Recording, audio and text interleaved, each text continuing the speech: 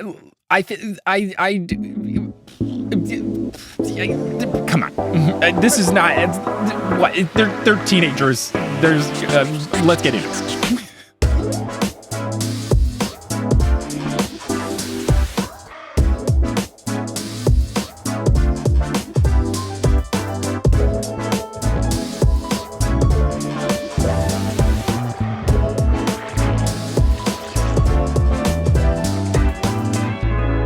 What's good? Thank you so much for tuning in to another episode of The Newest Olympian. My name is Mike Schubert. I'm the titular Newest Olympian. I'm a 33-year-old man who never read the Percy Jackson books as a kid. I read them as an adult because I was on a quest to determine if this was a book series that society had been sleeping on. I said yes, and now I'm seeing if society has also been sleeping on the Heroes of Olympus series. But I'm not on this quest alone. I'm never on this quest alone. Today, I'm joined by someone who you have heard on the podcast, and you have seen me resharing their wonderful content on Instagram. Their memes all abound, and you guessed it, it's Robert from the Damn Meme Page. Robert, how's it going? It's going great, Mike. How's it going? Things are good, you know? We're moving and grooving. The baby is teething, which is my nemesis, because just when you figure out a baby's sleep schedule, a new tooth comes in and it ruins everything. But that aside, things are good. I am enjoying the summer of New York City, which has been great. I've been enjoying, I don't know if there's a normal thing, but every Broadway play that I wanted to see is closing at the end of June. So I've been making this like mad rush of like, oh God, I've been meaning to see that. So that's been going on, but it's fun. I'm excited to be here physically in New York City having a good time, but also here with you on this call virtually to talk about these chapters, because you called dibs on these a while ago, and I'm excited to see exactly which portion. Hopefully it wasn't the portion that we already covered in Switzerland. If so, I'm sorry. No, it's not. Thankfully, I am annoying, so I constantly message you being like, hey, is chapter 13 still available? Chapter 13 still available?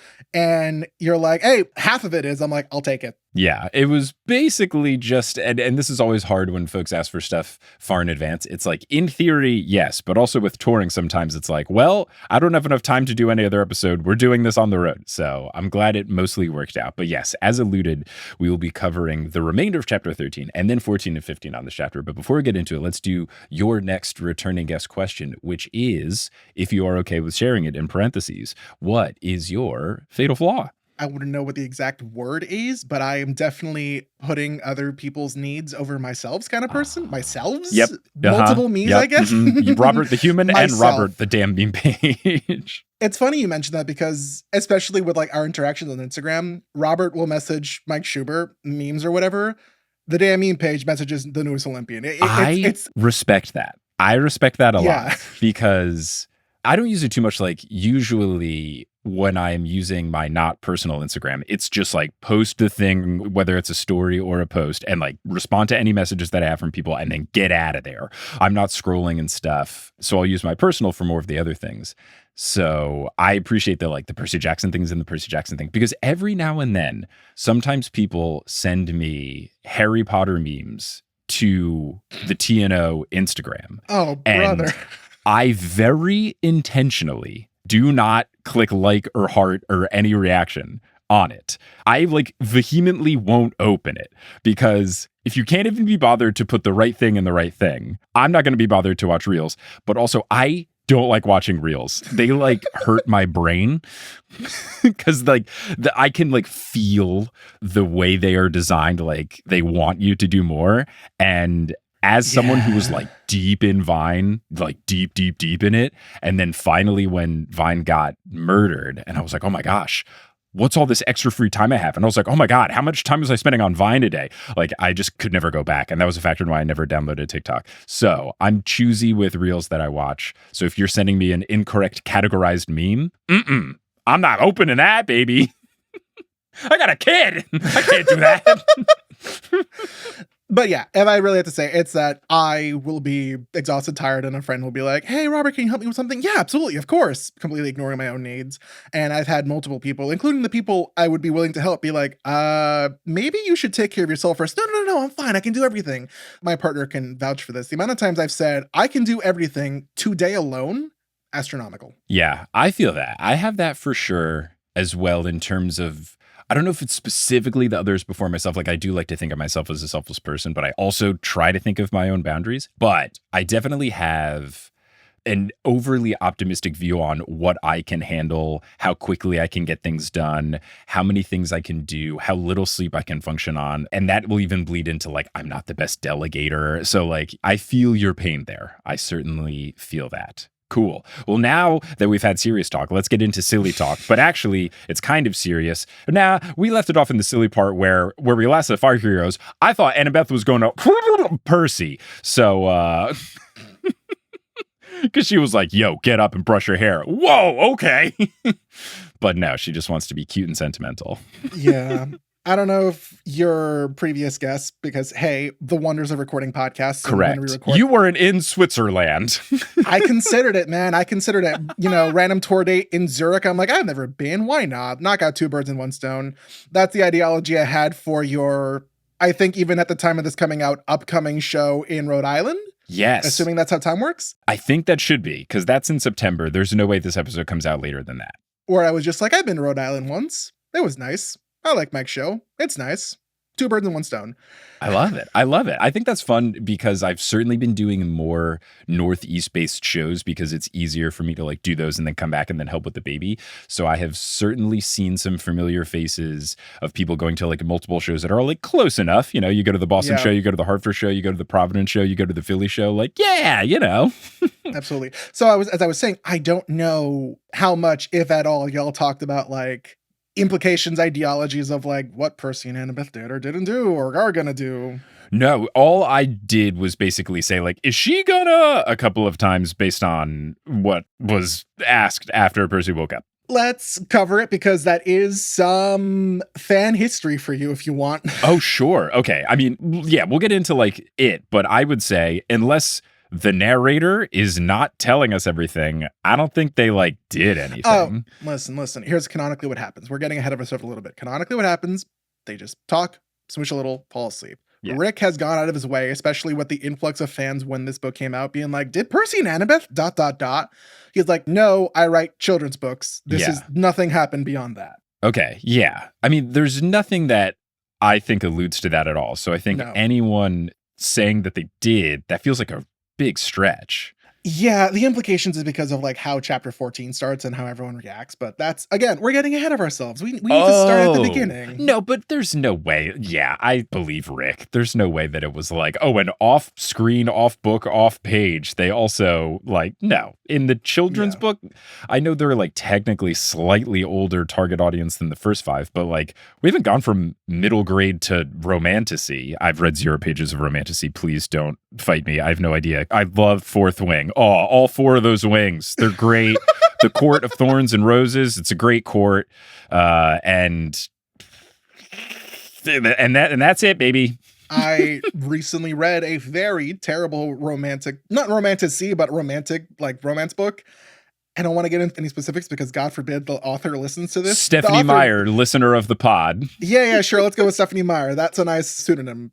Very terrible, but also very queer. And it made me very happy of like, it's so great that like bad queer romance novels are normalized. It makes me happy in a way that it shouldn't, but it does. So, as mentioned, where we last left our heroes aside from this, Percy had the dream where there were the twins. There was a reference of a talented friend and a statue and hasn't been awoken in centuries. Like it's all, I have no idea what's going on there. I don't even have a guess. We tried to get into that in Switzerland. I think the only guess I came up with was like Arachne ? But the statue thing makes no sense to me. I'm only going on that from an Athena perspective. But let's just pick up the actual story. So they wake up. Percy gets all ready and brushes his hair and his teeth and everything. So they go to the second deck, which Percy has not yet explored other than the sick bay. And they pass the engine room, which has the spherical engine as described in the Buford story of the Demigod Diaries. So I'm glad that Rick Riordan certainly remembered that he wrote the Demigod Diaries for this one, because it was like a 50% success rate about if the Demigod files made their way into the last Olympian. And I'm pretty sure he's batting 1,000 for the Demigod Diaries. God bless Rick Riordan, because there have been many times in a lot of the books where he'll forget in the same book things like character ages, and it's just like, you gotta hand it to him. He's doing his best. But then we get trans icon Blackjack, so it's all Absolutely. Good. All good. Happy Pride Month, June 13th. Woo! The Happy Pride Month. Yeah, Friday the 13th. Knock on wood, nothing goes bad. So Percy asks how this engine works. Annabeth says she has no idea, but she's the only one aside from Leo who can operate it. Percy goes, that's reassuring. And Annabeth says, it should be fine. It only threatened to blow up once. And Percy goes, you're kidding, I hope. And she's not, because we've read the Demigod Diaries. They make their way to the stern, which has 2 large cages inside of some stables. And the bottom of the stern has a glass viewport, which I think is very cool because I don't know if you have ever traveled on a glass bottom boat of sorts or like one of those kayaks that has like a plasticky see-through bottom. It's very cool, especially if you're in a place that has like coral reefs or turtles and aquatic life and stuff. It's super duper fun. So to do that in the sky, that rips. That's so cool. For me, freaks me the hell out. I don't remember what the name is. I long time ago went to this giant tower with a glass floor. It's like very famous for it. I think it's the CN Tower. I don't know why that's coming to my brain. Yeah, it used to be the Sears Tower, now the CN Tower in Chicago. Yeah. Hey everyone, how's it going? It's Mike from the future. So Sherry, who used to live in Chicago, informed me when she sent me the edit for this episode that the CN Tower's in Toronto. The Sears Tower has been renamed to the Willis Tower, and that's the one in Chicago. Now, both of them do have glass floors, so the confusion makes sense there. But Robert and I were bugging. Now, you might be asking, Mike from the future, why wouldn't you just re-record this little bit and sneak it in and make yourself not look like you're a fool? Well, I kept talking about Chicago and Ferris Bueller's Day Off for the rest of this episode, so got to keep it in. Anyway, back to the episode. I went there once when I was like 8 years old, and my family was like, "Oh, Robert, look! It's a see-through floor." And I'm like, "We are very high up in the air. Why the hell would you step on that willingly?" I've never done that. I've only ever been to Chicago for live shows or a wedding, so I haven't had a lot of like free explore around Chicago time. And I want to do all the stuff that they do in Ferris Bueller's Day Off. I want to go to a Cubs game. I want to go up into the CN Tower. I want to go to the art museum. And then I also want to sing, and by sing, I mean lip sync Donkashane on a parade, drive a Ferrari, all the stuff. More Chicago than I remember, because there is the one event when I was like 8, and there was recently where I was in Chicago for 3 hours on an Amtrak layover. Oh, fun. Hey, good times, good times. Annabeth lays down a blanket on part of this glass floor and calls for Percy to sit with her. She says that Leo built the stables for the Pegasi without knowing that they like to roam free, so the stables are always empty. And the glass window floor is actually a set of bay doors. So it was made so that the Pegasi could enter and exit through those easily. Percy is now even more scared that they are doors and not a big window or a floor. Annabeth asks if Percy can guess why she likes it here. She says it's not just the view. She asks what it reminds him of. And I love that she was so kind enough to give him hints. It's definitely very realistic sometimes for your partner to be like, this is such a nice moment. Reminds me of that other really nice moment. Do you remember? Hey, do you remember? Thankfully, Kelly has not done that to me. And I don't think I do that to her. Or at least if we ever do these, it's like absolute layups. Oh, yeah, no, absolutely. Annabeth is still doing it in a playful manner. A playful manner, but also an expectant of like, hey, guy I'm dating, what do you think I imagine when I'm 1,000 feet up in the sky with my boyfriend in a stable? And he says, the zoo truck from the first book. And Annabeth smiles in a way that Percy knows he got the right answer. He wonders how she can be nostalgic for such a rough experience. And Annabeth says it's because it's the first time that they really talked, which is true. She fiddles around with her necklace, and narrator Percy lets us know that it also has a coral pendant that he brought back from Poseidon's kingdom and gave to her. Did I forget about this showing up, or is this the first mention of this? First mention of it. Okay. I also remember, like, does this get brought up in Staff of Hermes? No, it doesn't. No, so it didn't. Some point between Staff of Hermes and when he disappeared. Yes, exactly. So pretty cool. She says that it also reminds her of how long she's known Percy. And it's this very cute thing where they're 16 and she goes, we were 12. Can you imagine? I mean, listen, for a 16-year-old, that's a almost huge 17, deal. Yeah. That's a huge deal. That's a quarter of your life. Yeah, that's a huge freaking deal. But it's funny now, especially this timeline right now. So over the summer, have someone helping me out. This guy, Steven, is doing like an internship program with me through his school, and he's been doing video stuff for me. And I had, in 2022, filmed a bunch of footage when I was on tour with Potterless and then eventually the News Olympian when I started doing those shows.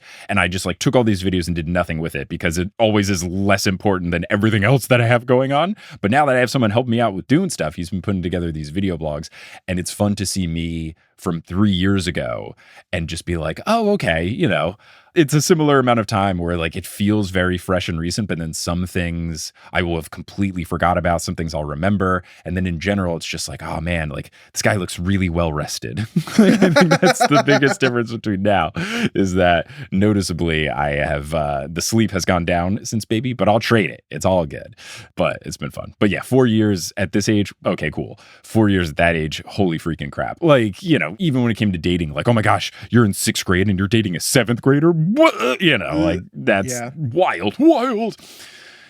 So Percy asks Annabeth if she knew in that moment that she liked him. And she says that she was annoyed by him at first. Then she eventually tolerated him. And Percy goes, okay, fine. And then she plants a big old kiss on him and says that she missed him. Percy wants to say the same, but it feels like an understatement. She basically kept him alive, kept him going all throughout The Son of Neptune. And narrator Percy notes how much better he felt after Piper got the Eidolon out of him. His thoughts are far clearer. His soul feels more comfortable in his body. And that sort of sensation is how he feels when he is around Annabeth. She just has this calming effect around him. And I think it's really sweet for him to let us know that. 100%. You know that template that's like, X fell first, but Y fell harder. Annabeth fell first, but Percy fell harder. Ooh, I like that. Percy tells Annabeth about the demigods living out their full lives at New Rome. And I've been saying for episodes and episodes and episodes that she is not going to be a fan of this. And I was basically correct. She puts on this guarded look and says that Raina gave her the rundown, but Percy belongs at Camp Half-Blood. And Percy says, yes, I know, but I loved seeing people grow old together, and Camp Half-Blood doesn't offer that. And I thought about the two of us. And then she begins to blush. And then Percy gets worried that he shared too much, and he feels weird being the one to do the planning, not Annabeth. And I think this is super sweet. Percy feels like he still doesn't fully understand Annabeth, and their relationship feels new and delicate, and he's scared of messing it up by making a mistake. And that is incredibly relatable when you start to date someone that you really, really like. Like I felt that way with Kelly. Just early on, it's like, oh my gosh, things are really good here. I really hope I don't goof this. Oh, because it's like, if anyone's doing it, it'll be me. Yeah, no, absolutely. With like my current relationship, recently, definitely comparing myself to 16-year-old me, who I think had a girlfriend at the time. But, hey, 16-year-old Robert in that relationship was probably just thinking like, oh, cool, we get to kiss. 28-year-old Robert's like, oh yeah, no, this is like 100% the person I'm going to spend the rest of my life with. When the hell did this happen? What? It is wild. Like when it kicks into gear, it's wild. Yeah. And it can happen for everyone at different times. And I feel like for me, it was when I got towards like the tail end of college, and it was, this like dividing line of like, do you go for something like serious stuff or just like little flings? And I remember like attempting like not just like serious, what's our future together relationships. And I was so like not correct at all. I was like, this is not how I operate. I need to be out here trying to find the one, not like having fun. And it worked out. Yeah. Because Kelly and I found each other. So Percy has these feelings as the narrator, but then as Percy to Annabeth, he apologizes for basically oversharing or getting too ahead of himself. But he said that he had to think in the way of what is my future with Annabeth? Could we grow old together? He had to do that to use it as motivation to keep himself going. But Annabeth rightfully stops this apology short and tells him that he is being super sweet, which he is. She's just worried that they may have burned that bridge, given everything that happened in the beginning of this book. She says that there must be a reason that the gods always separated the two groups, the Greeks and the Romans, and perhaps Percy and Annabeth would never truly belong there, so it's just not in the cards for them, which is a sad thought to think about. I don't know how it's going to end up. It is a very interesting question that I'm not sure if it gets answered in this series or the Trials of Apollo or whatever, but it's certainly interesting to think about. I hope that things smooth over with the Greeks and the Romans, but not looking great so far. The trapdoor's intact.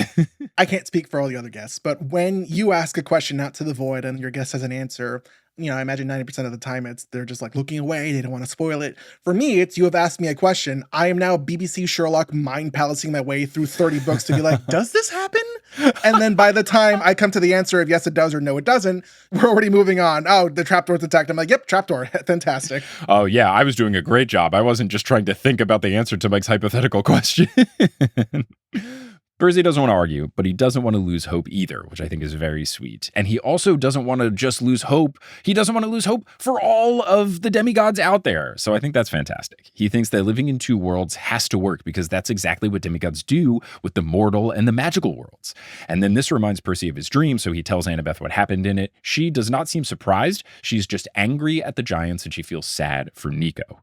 Percy doesn't think that Nico has much longer to live. Annabeth says 5 days and references Nemesis's deadline of the calends of July. So Percy goes, yeah, what is a calends? And then she smiles, and Percy can tell that the reason she's smiling is that they are back in their normal groove. Percy being oblivious and Annabeth knowing the answer to everything. But also you smile because you took Latin. I didn't know this one off the top of my head, I will be honest, but it's okay because it got explained the next sentence. She explains it's the Roman term for the first of the month, and that is where we got the word of calendar from. I did write in my notes in all caps, Latin. Annabeth thinks that they should talk to Hazel in the morning about Nico surviving. There's no need to give bad news in the middle of the night. Percy starts rattling off all the other different bad news that they could deliver, and Annabeth says, shut up and just help me. And then they cuddle for a bit, and Percy drifts off to sleep. And when he wakes, he hears, quote, a boy's voice. So they don't reveal who it is. A boy's voice goes, oh, you are in so much trouble. My guess was Leo at this moment, just given the so for so much trouble. But we will see who that is in the next chapter. So that's the end of chapter 13, which I've retitled My Stable Girlfriend. Oh my God. I like that this exercise, which you put into the podcast, started with me actually trying to make the title sound like what Rick would do. And then it just turned into what's the best pun I can make. And it's definitely because you suggested this when I was doing live shows. And then I started doing more touring. And the reaction when I give a pun and people go, is too good that I just try to do that every single time now. So for any of you who groan at Mike's puns at a live show, you can blame me. Gives me strength. It makes me a better father. Yeah, the dad jokes are strong with this one. If I had to give one, I was going to go more simple, Rick-based. I have a picnic with a view. Oh, that's really good. Like honestly, if that was in the book, that's what it would be for sure. That's fantastic. All right, let's get into chapter 14, another Percy one. We will retitle it. It opens with, quote, Percy had been surrounded by cannibal ogres, facing down an unkillable giant, and even unleashing Thanatos, the god of death. But he'd never seen Frank look as terrified as he did now, finding the two of them passed out in the stables. Was very surprised it was Frank. And because it was Frank, I was worried that something actually bad might have been happening when Frank starts acting all panicked because, I don't know, I know he's a very cautious person and he doesn't seem like a person who would be bothered by the two of them falling asleep down here. So when he was acting really scared, I thought something terrible was happening on the deck of the ship. But thankfully, it really is just the fact that they fell asleep together down here. Mike, I hate to steal your thunder. There was an opportune pun you could have made. Okay. Frankly, you were surprised. That's good. Thank you. That's good. Yes, good. Great. That will save me a couple of emails and Spotify comments, which I will always be tempted to thumbs down. But that's actually a good one. Thank you for catching that. Percy explains that they just fell asleep. We didn't sleep together. We slept together. Frank says that everyone thought that they were kidnapped. They've been searching the whole ship. Here's my thought. There are so many gadgets, gizmos, tech things, magical things in the ship. There's no security system or heat-based thing. Like, not to say that Leo's going to be tracking device people, but there's no way to tell that there's people in the stables? That feels like a terrible oversight. It's sort of like, the iconic moment of the first Mission Impossible movie is Tom Cruise like dangling from the cable in that like really sensitive room to steal information. And they're like, oh, this room has, if it detects a change in temperature, the alarm sounds. If it hears anything, the alarm sounds. If there's any pressure on the floor, the alarm sounds. I'm like, there aren't any cameras? Question mark. There's not a block for the air vent? Question mark. I've not seen the movie in over a decade. I don't know if he actually goes through the air vent or if I'm combining this with Die Hard. I need to rewatch all of them. It's through the air vent. I believe there's like a laser system that's supposed to block it, but they just like use mirrors to redirect the lasers. Classic. No, I need to rewatch all those in prep for, I don't know. I think I saw like the first two and then 5 was randomly on a plane. And I very much appreciate the Mission Impossible franchise because you don't have to have seen all the previous movies. Sure, there's some like connecting lines, but not really. But also, I just love that every movie starts with like, here's the bad guys, here's the good guys, this is what they're going to try to do, and go. Like, yes. Oh, I love it. I love a formula film. And here's Tom Cruise's rush of adrenaline scene where he's scaling a mountain without equipment, or he's literally dangling from a wire in a room. Sprinting, always sprinting. I think one of the newer ones, he like actually jumps out of a plane. Oh, I think the new one, he's like literally dangling from a plane, and he just had like one wire holding him to the plane. Wild stuff. Anyway, this man's Percy like Jackson. 60 something. Good for him. I hope to be that spry at 60-something. That would be glorious. Frank says that everyone thought they were kidnapped. They were searching the ship. He says that Coach Hedge is going to be furious. Frank cannot believe that they were here all night. Annabeth blushes and says that they just came to talk and they fell asleep, and Percy adds, kissed a few times. Annabeth says that he's not helping. Frank becomes incredibly awkward and he stumbles over his words, but basically conveys that they got to meet everyone for breakfast and they should tell Hedge what happened themselves. Thankfully, Frank was overreacting because Jason and Piper are just relieved. Leo is grinning and repeating, classic. And then we get a great line from narrator Percy who says, quote, only Hazel seemed scandalized. Maybe because she was from the 1940s. Blushing and like fanning herself. Classic. Oh, certainly. Oh, heavy. Yeah, for sure. Like grabs a napkin or pulls out her handkerchief because she's from the 1940s and starts fanning her. Oh, no, she's got one of those collapsible fans and then starts fanning herself. Yeah. So I did mention briefly, I'm like, I want to touch on the history. I'm like, I've been battling with myself about this all week because I'm like, this is fan history, but also the premise of your podcast is a lot more family friendly. So here's what I'll say. Come on. This is not what they're teenagers. Let's get into it. So this book comes out in 2012, 2013, I forget when. 2012. Height of Tumblr, everyone writing fanfic about like, hey, Percy and Annabeth, ... did more than just fall asleep in each other's arms. And that got really weird. And Rick had to make a public statement of like, no, nothing happened. It was just they talked, cuddled, fell asleep. But it's sort of been, even now, I feel like, especially, some teenagers and even some of the older fans will vehemently be like, oh no, Percy and Annabeth, they ... The conclusion I came to, when I was 16, even though I knew that wasn't the case, I was like, yeah, sure. And I was also 16 reading the fanfic on Tumblr. Now that I'm 28, my opinion, not just on fictional teenagers doing whatever, but like actual teenagers is I don't care. Yeah. ... But like, I hope they were using protection. That would be maybe the only thought I would give. Yeah, but I don't think there's any world in which Rick would do that to imply that. Absolutely not. Absolutely not. But there was a boom of fandom being like, oh no, I swear it had to been. And it's just, it gets really weird, especially now to think about it, considering now there are actual children portraying those characters. Mm-hmm. I think that is fandom history that should stay in the past and die where it did. Yeah, it's definitely a thing that is in my brain sometimes. The first time this happened, I was watching in prep for an episode we did on Horse, my basketball podcast. I watched Love and Basketball, which is a fantastic basketball movie. But there is a scene where the characters are in high school and then they go to prom, and then after prom, they do what some people do after prom. Not me, because when I went to prom my senior year, my girlfriend at the time had already decided a week prior that she wanted to break up with me, but thought it would be better to break up with me after prom. Same. Like somehow going to prom with someone who clearly was not happy to be there with me all night would be better than just going solo and actually enjoying myself. My high school girlfriend's prom photos are with someone she wanted to break up with, that she broke up with like the day after prom. Oh, yeah. So anyway, I feel more bad for her and her mom for buying those photos. What sucked was because of this, like I went to an all boys high school and she went to one of the all girls high schools. So when it came time for prom, my mom was like, oh, should we rent the tux or should we buy the tux? And we looked at the price and I was like, oh, well, buying it is less than renting it twice. And undisclosed name is definitely going to invite me to her prom. It's the week after. Oh, brother. So we bought the tux. I wore it just once. And then she broke up with me like 2 days after prom. And I was like, oh, that's why you were being weird all night. Okay. Yeah. That makes sense. Yeah.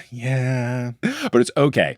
because the same thing happened to my buddy Colin, and we got ready together. And that was the best part of prom. Colin and I like putting on our tuxes, getting ready and everything. The best was, this was like the highlight of the day, and it went all downhill from there. We left Colin's house after getting all ready. We were driving to pick up our dates, but his neighbor came out. I think he was mowing his lawn or something. And to the two of us, he said, "You two look so sharp. If you fell over, you'd probably cut yourselves."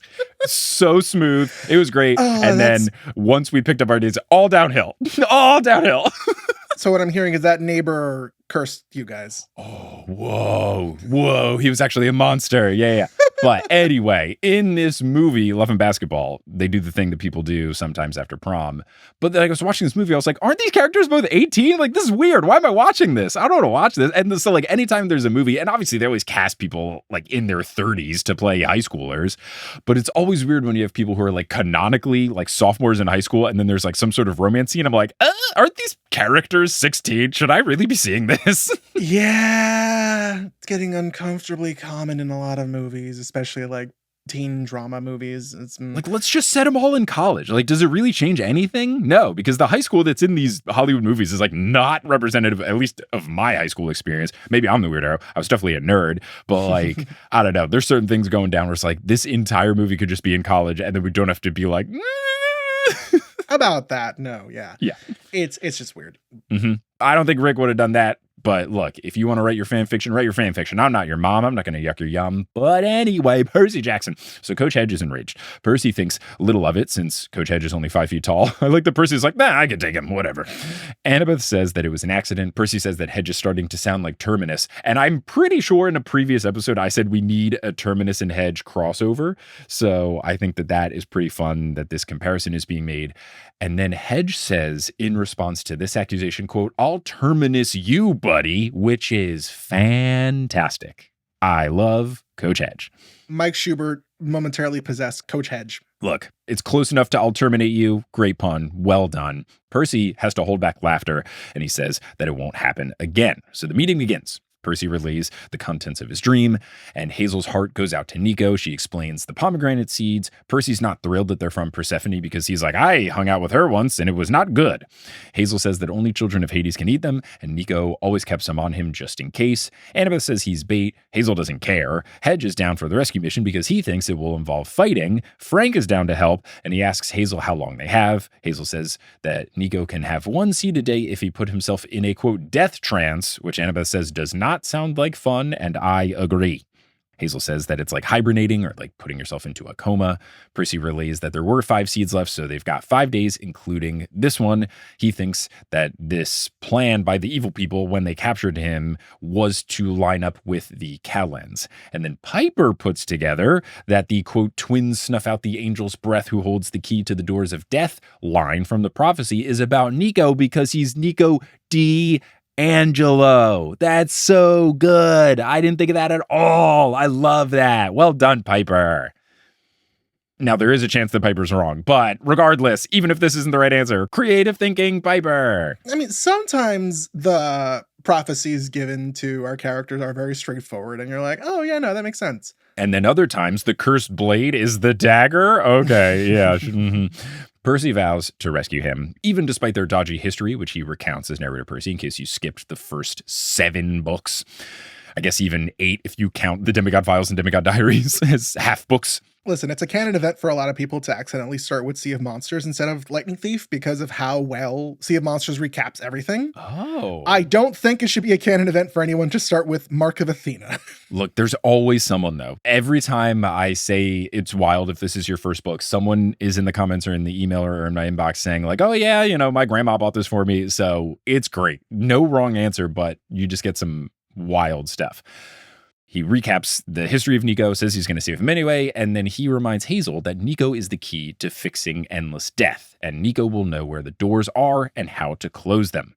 Leo asks if they're really going to willingly walk into a trap. Hazel says that they have no choice, and Leo reveals that he's suspicious of Nico because he had been going between Camp Jupiter and Camp Half-Blood, and he didn't tell anyone from either camp that the other camp existed, and Jason pipes up to say that he shares these suspicions. Hazel is furious. Frank calms her down while warning the others that they better get their heads on straight.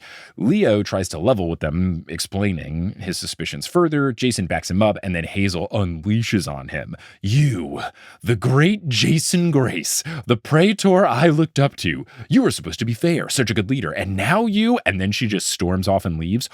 Leaving the room before you can finish your sentence when you're angry? Oh, that's a powerful move. What was she gonna say? Well done, Hazel. Leo tries to get her to come back. He says that he'll talk to her. Frank says, you've done enough. But Piper says that everyone just needs to give Hazel some time. She informs Leo and Jason, though, that what they did was pretty awful. Jason says he was just being cautious. Piper reminds him that her brother is dying. Frank says he'll talk to her, but Piper insists that Frank let her calm down first, and she says that she will be the first to check in on her in a few. I don't know if that's the best move, because I don't know that Piper and Hazel have a lot of history, but I guess the charm speak could be good, or maybe it's like just let the girls talk instead of any sort of like relationship stuff because of Frank with the relationship, and then Leo with the like, why does he look just like Sammy of it all? So maybe it's just like a process of elimination as to why Piper would be a better person, but I'm interested to see if this scene actually takes place.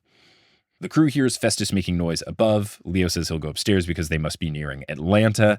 He says that they need a place to Atlanta. And everyone looks at Percy, and Jason goes, you're Captain Saltwater. Any ideas from the expert? And narrator Percy wonders if there was resentment in his voice or in the word choice where he said, you're Captain Saltwater. Any ideas from the expert? The tone is not important. He has actively chosen these words. Jason is miffed. He really is. I don't remember if it does or doesn't, so I don't think this is a spoiler, but I would love to see Jason and Percy have an actual go at it. Like, not like to the death, but like, hey, your best versus my best. Let's see. And like Percy even comments on that where he's like, well, you can't have two demigods have a little bit of a scuffle without wondering who would have won. Yeah, I don't know. Maybe it's just because the lost hero Jason wasn't fully Jason. But to me, this feels like not the Jason I know. Like, Jason was so good and chill and not the type to be jealous that I don't understand this new thing. But I guess, like, he was never really questioned or checked. Like, he was always kind of the premier, at least fighter. Like, he was the reluctant leader. He didn't want to lead, but it was just like so obvious that he kind of had to with the stuff going down in the first book. But I don't know. This just like feels like not super like the Jason I know, but I guess I didn't know the full Jason. So maybe this is what it is. Or maybe the Eidolons being in there is like making him a little different. It just feels like they don't need to have this weird rivalry going on. I would much prefer if they did a Legolas and Gimli thing where they are competitive with each other, destroying enemies and like counting how many beasts they slay, as opposed to, you know, fighting each other. Like, yeah, sure, keep score, but like towards a good cause. Like, let it be a productive grudge, if anything. Absolutely. Also, quick thing is that I'm like, now that I'm thinking about it, because Percy, oh wait, actually, I don't know if it's been revealed or not yet, so I can't say that. Never mind. We'll I'm just like, leave it. Yeah. I'm like, this is permanent information about Jason. Wait, when's this revealed yet? So I can't say that yet. People listening might know what's up. Narrator Percy, after wondering about the resentment in his voice, wonders if Jason is still upset from their duel. And as you said, Percy thinks it's super normal for them to each hold a little bit of a grudge, wondering who is the stronger demigod. Percy suggests that they go somewhere central and high up with a good view of the city. It's better to be hidden with a giant warship. Even with the mist, there's no way it can fully obscure this giant vessel that they're on. Percy feels for Frank both in his protectiveness over Hazel and also his anger towards Leo. Percy knows that Frank could use some time off of the ship, so he suggests that they, as a group, should send out some scouts to Atlanta, so he suggests that he'll go and Frank should join him. Frank at first thinks, oh, okay, it's just because I can turn into a dragon and fly you around. I'm just everybody's flying taxi. But Percy says that it's because Frank has the blood of Poseidon and can help him find saltwater. And then he also adds, quote, plus you're good in a fight. And Frank's spirits are raised, so this was a smart decision from Percy. This is a good sign of leadership, knowing how to bring out the best in your team, recognizing when someone feels upset or underutilized, and changing the situation so that they feel better. And I very much respect Percy for doing this. So Percy thinks that they should bring a third person in. He goes, oh, Annabeth. But Hedge immediately butts in to say that she's grounded. Annabeth goes, excuse me? And Hedge instead says he will go with Frank and Percy, which I am all on board for because it will be very funny. So the narrator Percy closes this chapter by saying, quote, wonderful, Percy thought, a boy's day out with Frank and a bloodthirsty satyr to find salt water in a landlocked city. This is going to be so much fun. And this is going to be so much fun. He does say out loud. That's the end of this chapter, which I have retitled Boys Day Out. Damn it. You took mine after I resorted to my backup. Was that yours or so that was your main? You have a backup though? It was originally going to be like, I prepare a boys' day out. And the alternative was my girlfriend gets grounded. That's good. That's very good. Especially because if I was reading this, I would think, oh my God, Annabeth fell out of the ship. And I'd be really worried. So that's the end of this chapter. We're also going to take our break here. The marks of Athena. We'll talk about updates with the podcast, things that are going on, live stream stuff, live show stuff, Patreon stuff, merch stuff. Check all that out. And then we'll come back to conclude this episode by talking about chapter 15. Hello and welcome to the Market of Athena Hotel Edition. I'm in St. Louis. I'm here for Tour/Enchanticon, and it's been a fun time. Shout out to everyone who came to the St. Louis show. Shout out to everyone who has come to the stuff I've been doing at Enchanticon. And if you're listening to this the day that it comes out, you can still come to our Kansas City, Missouri show. So we're going to be talking about that. I've got a live stream coming up in the near future. Lots of fun stuff. Let's talk about all those updates. So yes, Kansas City, Missouri is tonight. If you are listening to this on the day that it came out, that is Monday, August 18th. You can get tickets at thenewsolympian.com/live. Upcoming live shows, though, I will also be in Providence, Rhode Island in less than a month for the live show that we're doing covering the ending of the Mark of Athena. I will be live reading the whoa plot twist, and I am happy to announce that not only is the show happening in Providence, not only is the show being live streamed, not only does the live stream ticket come with a 7-day replay, so if that day or time, 8 p.m. Eastern time on Saturday, September 13th, if that doesn't work out for you, you can watch it on a different day and time. Not only am I being joined on stage by Sequoia Simone for this, but also there will be a new guest. They've just confirmed with me that they are free on September 13th. So in addition to Sequoia breaking down the ending of the Mark of Athena with me, we will also be joined on stage by Dr. Stephen Para. Oh, and it's going to be great. And then Robert from the Damn Meme page, who is on this episode, will be running the merch table and will also be running Q&A.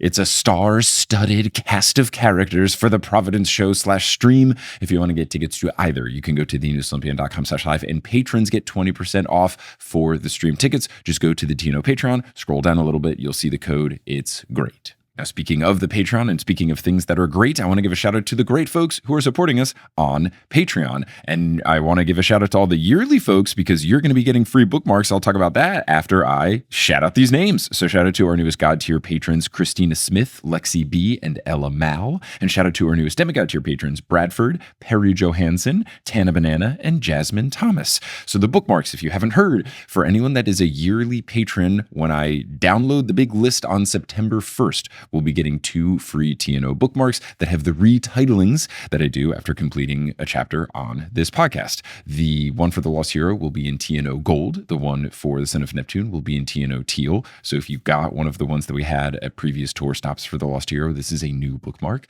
But yeah, it doesn't matter where you live. It doesn't matter what tier of the TNO Patreon you're at, $5 a month or more. Whatever you're at, if you are a yearly patron, you will be getting mailed these 2 bookmarks. So head over to thenewsolympian.com/Patreon. To do that, you can join, you can get a discount for the stream ticket, you can get all the other fun stuff that's on the Patreon, access to all that bonus content, really good stuff, director's commentary, bonus episodes, the whole deal, the Discord, so much good stuff. Now, unless you are listening on Patreon, where you get access to ad-free episodes, you're going to hear words from a few sponsors to make it feasible for me to be a full-time podcaster. Some of those ads will be read by me, such as by one of our new sponsors, Smalls. They do cat food, but there will also be some ads that aren't read by me. Those are locally inserted. So if you live in St. Louis, Missouri, don't be surprised if you hear an ad for Emo's Pizza or Emo's Toasted Ravioli or Ted Drew's Frozen Custard or Clementine's Ice Cream or Gooey Butter Cake. I think that's all the regional, or the St. Louis Bread Company. Once those ads are complete, we'll get back into this episode of The News Olympian.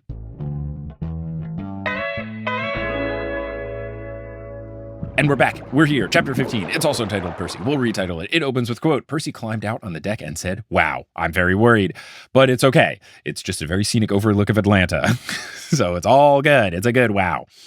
Hedge commends Leo for his choice of a landing spot. Leo says, nah, I just picked a big hill. But Hedge says that Frank should know that this hill is a very important hill and he should know why it's great. Frank is confused. And then we get this elite exchange.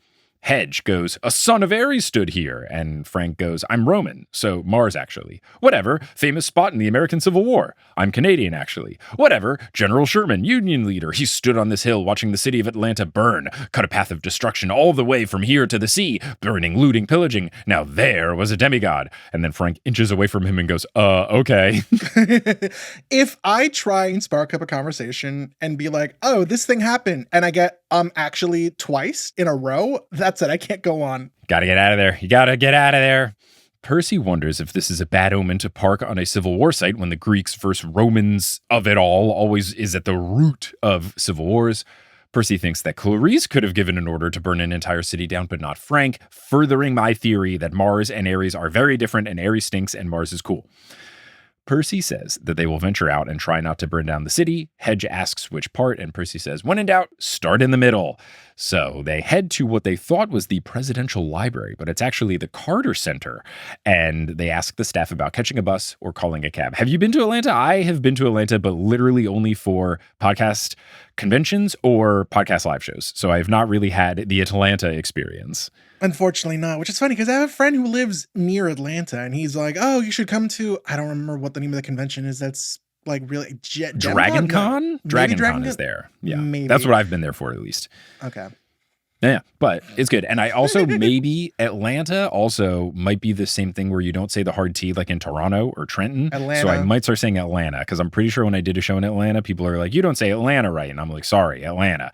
I have this thing, and this is also why I didn't say Toronto right, is that I know a lot of city names because of watching sports starting at a young age. And the sports broadcasters always will say like Toronto, Atlanta, and things like that.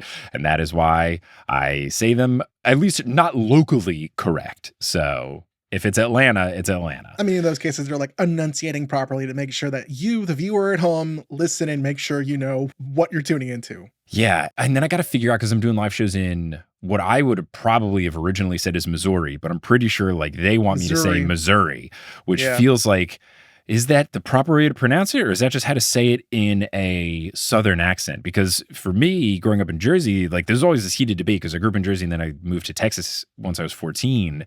I would always say tournament because that's how the word is spelled.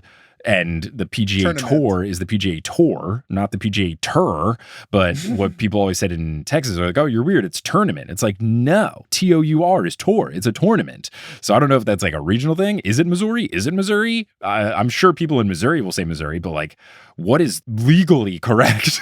It's sort of like the linguistic version of the question, is a hot dog a sandwich, where you're like, I don't care. Yeah. And that's also a fun thing is that every now and then when I get into these language things on the pod where I'll be like very specific of like, well, this is correct, you know, like pecan versus pecan, where like pecan is technically the correct one because of the like African roots for the word of like the nut. But some people will always get in the comments and be like, there's no rules to language. Whatever people say is right. And I'm like, all right, I'm not trying to like get on that soapbox. But also, if we're people who just like, Kelly is like, I use those two interchangeably. Should I use one? And I'm like, I heard on a podcast that pecan is technically correct from like original languages. And then people in my comments were like, languages anything. Like, okay, fine, sorry. Oh my God. English is just weird, man. It's a weird language. It's so weird. We should all just speak Latin. The rules make sense. Anyway, Percy Jackson. So they go to the Carter Center. They ask about catching a bus or a cab. Percy doesn't want to call Blackjack because of everything that just went down. Frank doesn't want to transform. And Percy thinks it would just be nice to use mortal travel for a bit. The narrator Percy says the following, quote, one of the librarians, whose name was Esther, insisted on driving them personally. And initially I was like, get the hell away from Esther. Absolutely not. And then the next line from narrator Percy is, she was so nice about it, Percy thought she must be a monster in disguise. He says that Hedge pulled him aside and ensures him that Esther does not smell like she is anything other than immortal. So then Esther does drive them, and she's so old and small that she can barely see over the steering wheel, like she's that old lady from Ferris Bueller's Day Off, second Ferris Bueller's reference of the pod. She starts rattling off Atlanta facts, my apologies. Percy tries his luck and asks, what's the first thing that comes to mind when I say saltwater in Atlanta? And she responds, whale sharks, referring to those that are at the aquarium. I don't know. If there are actually whale sharks at the Atlanta Aquarium, I feel like, yes, this would be a weird thing for Rick to fictionally add into this chapter. It feels like something they would brag about. Kind of like how the Houston Aquarium has white tigers for some godforsaken reason. They do. They are part of research, conservation, and education program. So, yeah, cool. There are whale sharks in the Atlanta Aquarium. For good reason, it appears, at least, hopefully, if it sounds like they're doing it for research and conservation. That's cool. So Esther asks if that's where they want to go, and Percy says yes. And as narrator Percy, he says, oh, yeah, I was definitely thinking that. Oh, sure, bud. Yeah, you definitely were thinking about the aquarium. Uh-huh, yeah, sure. Very convenient for you to tell us after the answer. What is he, LeBron, lying about how he said that Kobe was going to score 70 points when he scored 81 points that game? That's a niche reference that my sportsy nerds out there will get. So they arrive at the aquarium, and seeing all of the school kids there makes Percy yearn for Camp Half-Blood, which I think is very sweet. And then our trio realizes that they don't have any money for admissions. Frank has denarii and Canadian dollars, which is wild, because he's been in America for almost a year now. Why is he still carrying around some CAD?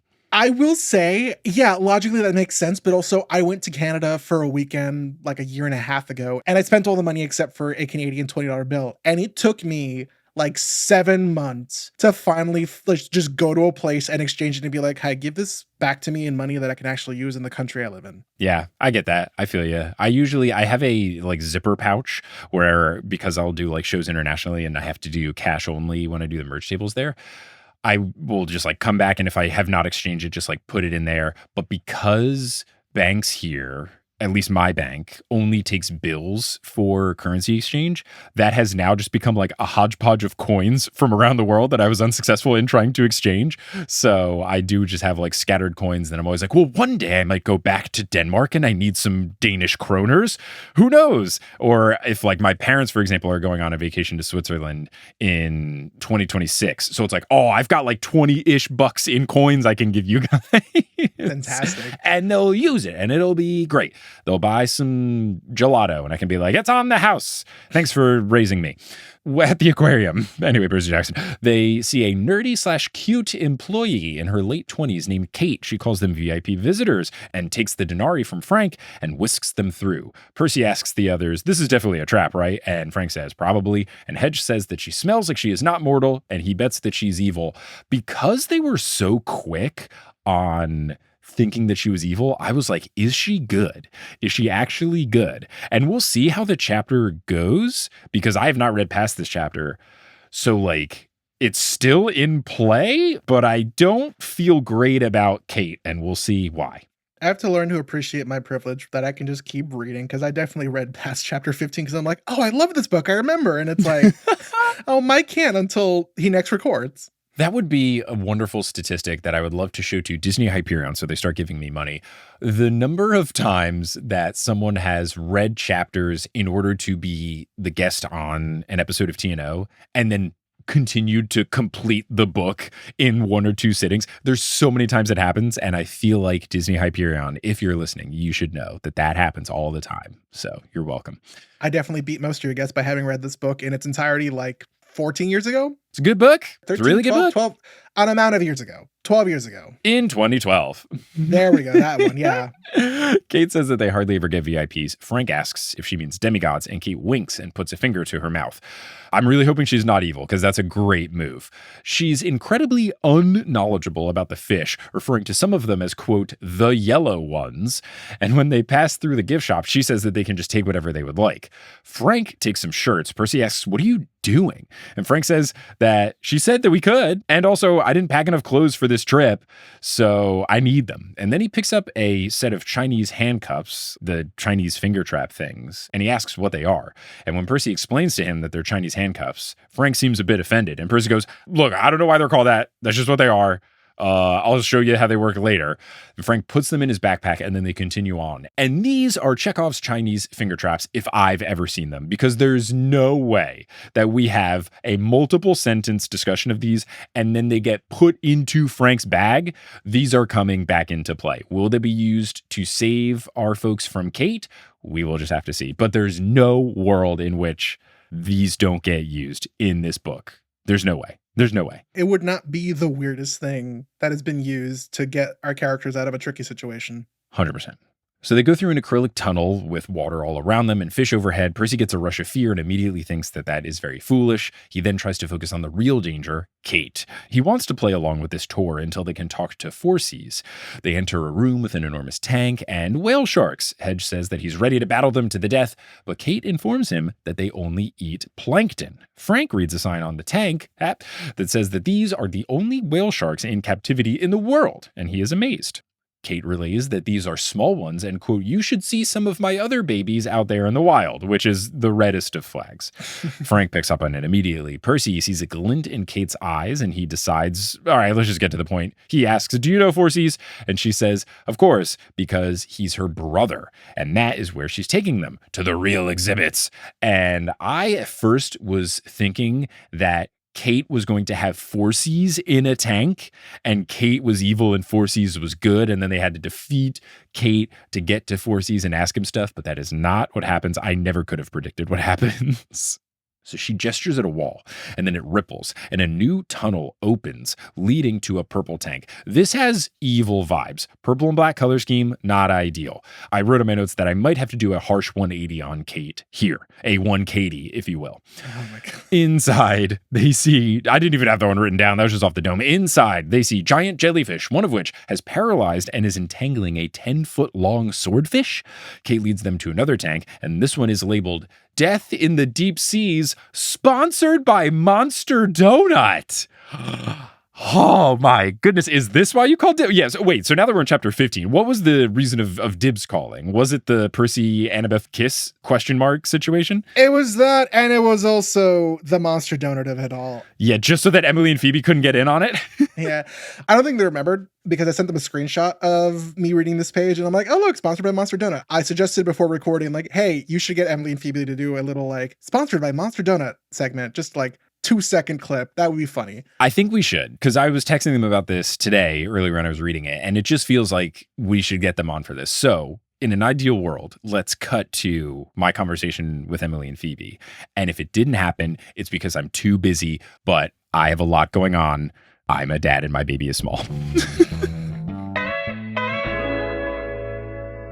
This episode is brought to you by Monster Donut, a literary and historical deep dive into the Percy Jackson series and all of its following spin-offs. We are thrilled to partner with Forcus and Keto at the Atlanta Aquarium. It's the Georgia Aquarium. Sorry, the Georgia Aquarium.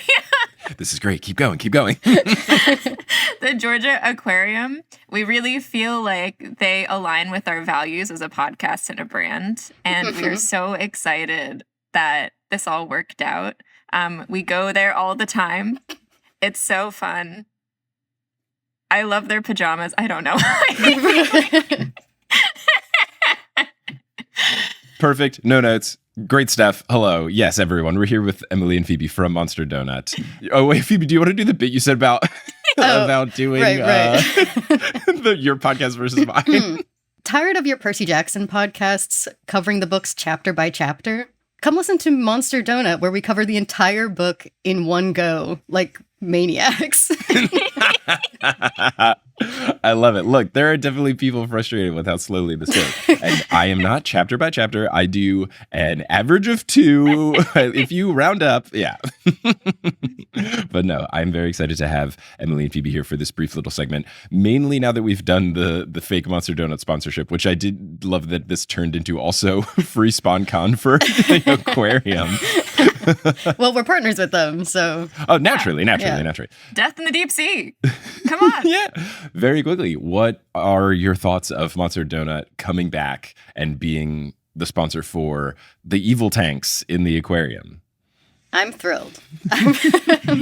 Good for them. You know, I was worried about them. They hadn't come up in so long. Yeah. I thought maybe they had, what's it called? What's it called when a brand dies? Oh, disbranded? If they sure. faded away into nothing, because nobody gives them attention anymore. Right, because Monster Donut works on ungodly rules or something. I mean, honestly, I think that was the most surprising thing of it, of anything to get a callback. I would not have expected Monster Donut, but I guess it is, of all of the stores, I think the strongest, like, branded and the one that most feels like a franchise organization. Like it makes more sense as the quote unquote corporate sponsor than Krusty's or Medusa's Anti-M's, because like it's more of a one-off. But Monster Donut, it was just such a brief little moment that I was delightfully surprised to see them show up as the sponsor. It was great. I mean, their business is thriving from what we come to understand. I'm sure a lot of heroes have been cutting heads off Hydras. So good to see them diversify a little bit and branch out and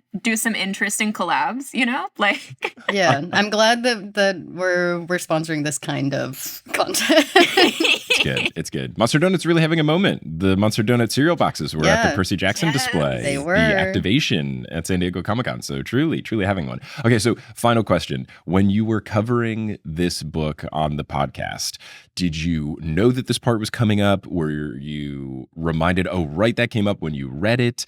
Were you excited to talk about it on the pod? What was the whole, like, when Monster Donut was covering the return of Monster Donut? How did it all go? I did not remember that this happened at all. Yes. Oh, I love it. Oh, I love it. Perfect. So you had to have been over the moon. Yeah. I was like, oh my God, I'm making t-shirts immediately. Yeah, which it was very exciting. Our whole episode on this book is also called We Joined the Corporate Sponsorship Game. Oh, incredible. Any final thoughts, or does this conclude the sponsored by Monster Donut segment of this episode of the News Olympian? I'm personally very glad that we are specifically sponsoring the chapters that are like a Percy and Frank moment. Cute. Because, as I've said on this podcast before, the Son of Neptune trio is like one of my favorite trios in this entire every Riordanverse book. Yeah. So I'm glad that they're getting their moment. And I'm glad that we're capturing demigods and putting them on display. Yeah. Also. Incredible. Well, Emily and Phoebe, thank you so much for joining. And now we will get back to the rest of the episode where Robert and I conclude talking about chapter 15. Wow, that was so great. Or an instantaneous pause. Percy is shocked to see Monster Donut on the label, as was I. And Kate says that they're one of their corporate sponsors. And that's a great joke that kids reading this would not get, but adults would, because there are often corporate sponsors at zoos and aquariums and all this kind of stuff to win over the good graces of people. And it's so funny for Monster Donut. I would say it just doesn't have as much of the notoriety as Anti-M's or even Krusty's, because it was such a quick thing in Sea of Monsters. It's so funny that Monster Donut is the corporate sponsor. It's just hilarious. It's so good. Absolutely. Percy's worried even more now because he didn't have a good experience with Monster Donut. And then they pass a tank of hippocampi. Percy feels really bad. And then it gets even worse because then there's a tank with Nereids in it. They're playing Go Fish, which is hilarious. And then Percy growls, "How can you keep them here?" And Kate goes, "I know, they aren't very interesting. We tried to teach them some tricks, but with no luck, I'm afraid. I think you'll like this tank over here much better." Ugh, Kate, read the room. So that tank has 2 giant sea serpents in it. Another tank has a giant squid as big as an 18-wheeler. And a third tank has telekines in it. Kate brags that they're the only ones in captivity. Percy warns that they're dangerous since they fall for Kronos. Kate says that they couldn't call the exhibit Death in the Deep Seas without the fear of death. And she assures them that they're well sedated, which is really sad. And it's even more sad because one of the telekines is a kid playing with Legos. Half-heartedly putting together a Lego sword because I know. he's just so... Listen, Lego swords, it's a canon event in kids' lives. Not just Lego swords, but like marker swords. That was also a canon event in my childhood. Oh, of course. Kate shows more monsters and reveals that she knows that Percy is the son of Poseidon. Percy asks who she is and if Kate stands for something, which is smart because that's often how the names of the evil people work. She's confused, and then she looks at her name tag, and then laughs, and then she starts to explain, but a man enters saying hello, and here's the description of him. Quote, "A small man scuttled out of the darkness. He walked sideways on bowed legs like a crab. His back hunched, his arms raised on either side like he was holding invisible plates. He wore a wetsuit that was several horrible shades of green. Glittery silver words printed down the side read, 'Porky's Follies.' A headset microphone was clamped over his greasy, wiry hair. His eyes were milky blue, one higher than the other, and though he smiled, he didn't look friendly. More like his face was being peeled back in a wind tunnel." And that description, I was thinking, I have no idea if this guy's evil or good. That is a right down the middle sort of thing. So he welcomes them to Percy's Follies and makes a dramatic gesture like something was supposed to happen, but nothing did. He scolds the telekines for missing their cue to, quote, "Leap energetically in your tank, do a synchronized double spin, and land in pyramid formation." Hedge compliments this guy's outfit. He thanks him and introduces himself as 4Cs. Frank asks why his uniform says Porky's on it then. And I thought that this was going to be Percy's dyslexia. I didn't think it was actually going to be a mistyping of 4Cs. This isn't even just a mistyping. It's a completely different word. They didn't even try. I guess just P-O, Y, and S are the only things that come through. 4Cs blames it on the uniform company for making a mistake, and Kate chimes in to agree that her name is Keto, but they gave her Kate, which that feels like autocorrect. Nah, but I mean, keto diet, 2012, maybe it's just autocorrect. 4Cs says that they will stop complaining and focus on the attractions, like the giant squid. And then he gestures and fireworks do go off, but the tank looks empty as the squid has retreated to its cave. 4Cs blames Keto for not training it properly. Keto says that he's shy and he's 62 razor-like barbs on each tentacle, which must be sharpened daily. She begins to tell Frank a fun fact about how he eats demigods whole, armor and all, when 4C scolds her for focusing on education and not entertainment. Quote, "We're here to present Death in the Deep Seas, sponsored by Monster Donut." And then there's more pyrotechnics, including smoke rings that look like donuts. I will say, every time I've been to an aquarium or a museum that has a presentation of animals or of a science experiment, if you have the gift of the gab, you can joke your way and educate your way through a fantastic presentation of either or. So maybe Keto just needs to work on her presentation. Yeah, I mean, you got to be able to do a little bit of both. When I was an engineer, I used to work with a group called the Freeze Team. So we would do stuff with like liquefied natural gases and stuff. So we had liquid nitrogen. So we would do liquid nitrogen demonstrations for kids at schools or museums and stuff. And it was so fun. You do the thing where like you pour it out of the canister and it evaporates before it hits the ground, or you dip a flower in it and then you can break it over a table. Or to show kids not to put their fingers in it, you dip a hot dog in it and then you break a hot dog. You're like, this could be your finger. So it was always fun if you mixed the science and the wow factor. Like those kids just thought we were the coolest people on earth, which we were, because when we had leftover dry ice, I one time took it back and had a party with all my engineer friends. And if you put dry ice in a punch bowl, you make bubbling punch. It's super fun. So we were so cool. We love the light and frost effect in this house. I think that's the effect that's like, very cold, very hot, meet together, nothing happens, I think. Yeah, or whatever. Sublimation is when you skip from solid to gas. Every episode that I've been on, I've made some assumption of science or mathematics, and there are so many comments that are like, actually, Robert's wrong. I'm like, damn it. But I ignore those because that's what you do. Look, I'm a sensitive soul. Anyway, Percy Jackson, 4C says that they've paid for the VIP tour, so he plans to give it. Percy stops him and checks that he's a sea god and a son of Gia, and he sighs and says, 5,000 years, and I'm still known as Gia's little boy. Never mind that I'm one of the oldest sea gods in existence, older than your upstart father, by the way. I'm pretty sure it's the second time Poseidon's been called an upstart, or Percy got called an upstart. People have been called upstart before, and I think it's always funny. It's just such a good, like, old man sounding thing, like, you upstart. It's like a whippersnapper. I'm god of the hidden depths, lord of watery terrors, father of 1,000 monsters, but no, nobody even knows me. I make one little mistake supporting the Titans in their war, and I'm exiled from the ocean to Atlanta, of all places.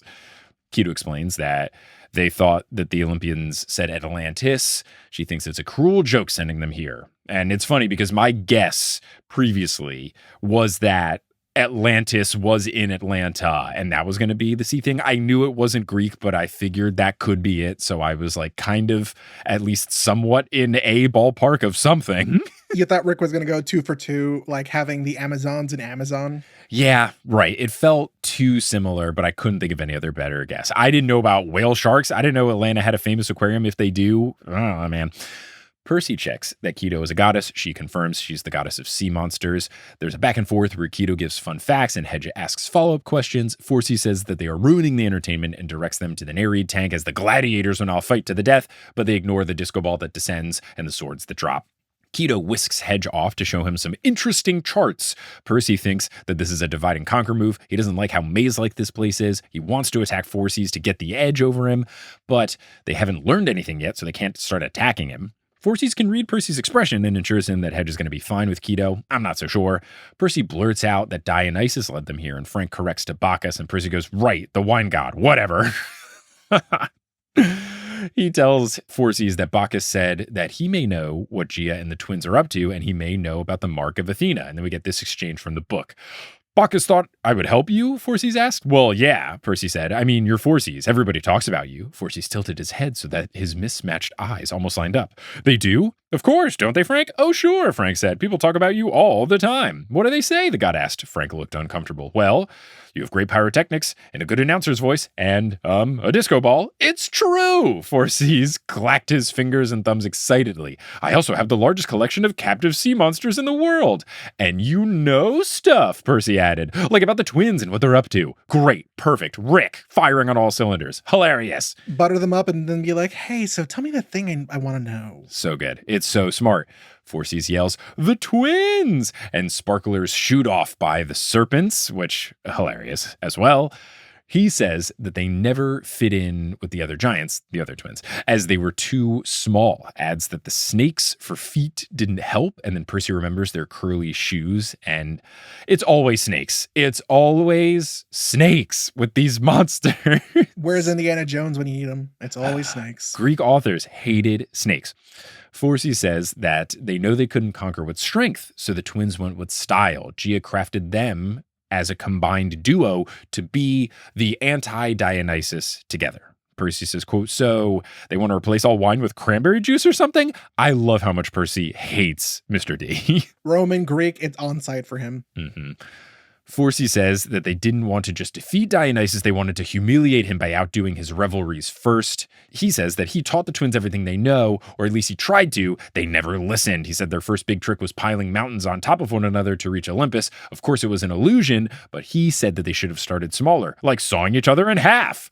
Percy asks what they're doing now, and Phorcys says that they are prepping for the Doomsday Show in Rome. He says that they're using the same bronze jar trick that they pulled on Ares. He mentions to Frank, oh, I can smell it on you. Phorcys thinks that bronze is way worse than glass because you can't see the person you've trapped. Percy has to focus because the lethargy of all the sea creatures is kind of being contagious in his head. He asks Phorcys if the show was Gia's idea, and Phorcys confirms, but he says it has layers. But then he goes, but the Earth has layers, so I guess it makes sense.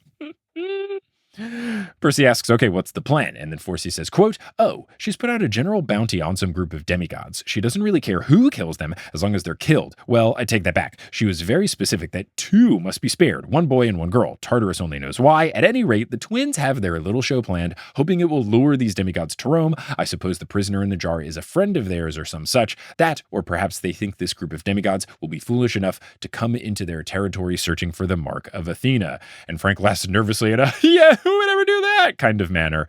Percy grips Griptide, and thinks surely this dude isn't... It came to my brain the exact second you said it. I'm like, damn it. He thinks surely this dude isn't stupid enough to not realize that these demigods are part of the demigod crew, but then Phorcys goes, no point talking about it. Even if the demigods found that map in Charleston, they'd never make it to Rome alive. And then Frank relays, yeah, that map in Charleston.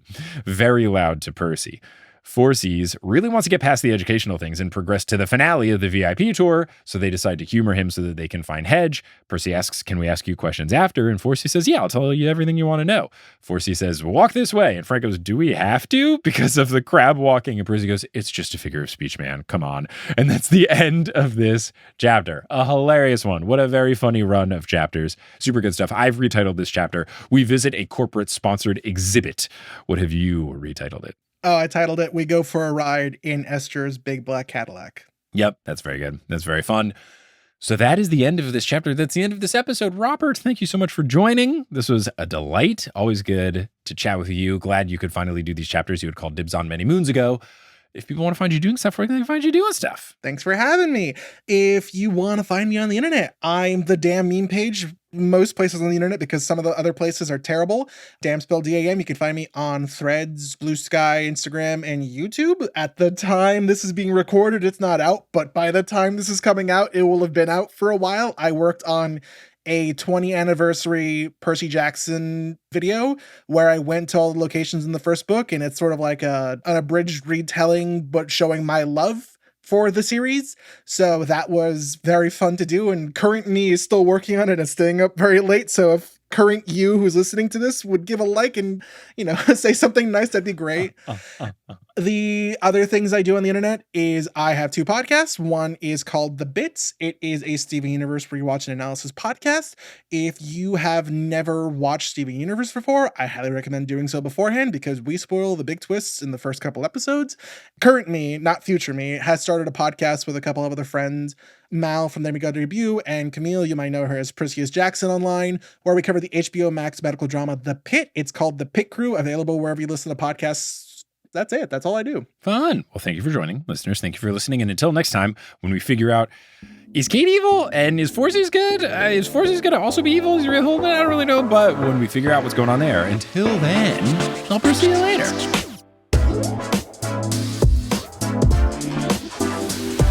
Hello. Thank you so much for listening to this episode of The Newest Olympian. This podcast is created, hosted, and produced by me, Mike Schubert. I also run the social media and the website. Our editor is Sherry Guo. The music is by Bettina Campamanes and Brandon Grugel, and the art is by Jessica E. Boyd. If you really enjoy the show and you just can't get enough, there's a couple of different things that you can do. First, you can go to patreon.com/The Newest Olympian, and you can get access to all sorts of bonus content that I post on a very regular basis. You also can find us and get involved in the community on social media. We've got an Instagram, we've got a Blue Sky, we've got a Twitter, we've got a Facebook, we've got a subreddit, we've got a Discord that's available to all patrons. If you want to support the show, you can get merch at thenewsolympian.com/merch. You can see live shows at thenewsolympian.com/live, and you can check out the aforementioned Patreon. And speaking of, I want to give a shout out to our highest tier, the Ultra God tier patrons who are helping to produce this show with their financial support. So shout out to Kelsey Gillespie, Vicky Garcia, Frida Vikstrom, Megan Moon, Polly Burge, Nikki Harris, Tatiana Schmidt, Sandra Rose, Josh Sayer, Abby Ryan, Marco Redhouse, Sam Reedy, Mrs. O'Leary, Milo Kim, Sandkopf, Rayla Matthews, Sky Mallory, Persasabeth, Aiden Parziani, Grace, Ginger Spursboy, A Cup of Solace, Bradham's Prime, Skylar Sisters, Scott Sheldon, Natanya Page, Ann M. Thayer Cohen, Bella, Percy Jacked Son,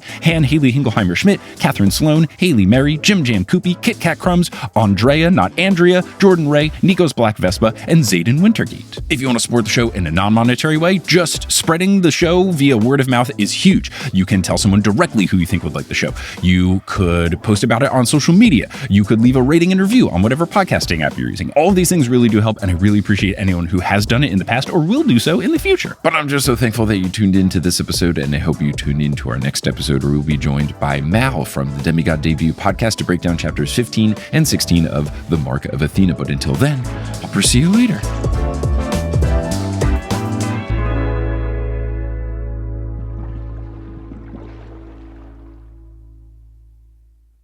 Hey everyone, how's it going? It's me, ASMRmic. So, as mentioned, I am here in my hotel room for Enchanticon, and let's do some hotel ASMR, I guess. So, there's a lamp near me. I can turn that on and off. There's a tissue box here near where I'm recording. It's just like one of those tissue box covers. So, you just put it over a tissue box. It's metal. So, here's me like running my fingernails along it and stuff. And then, to keep the drum theme going, there's a trash can near where I'm at. I'm going to hit it like it's a djembe. I had an orange earlier, the orange peel. Very aromatic. Thank you so much for listening.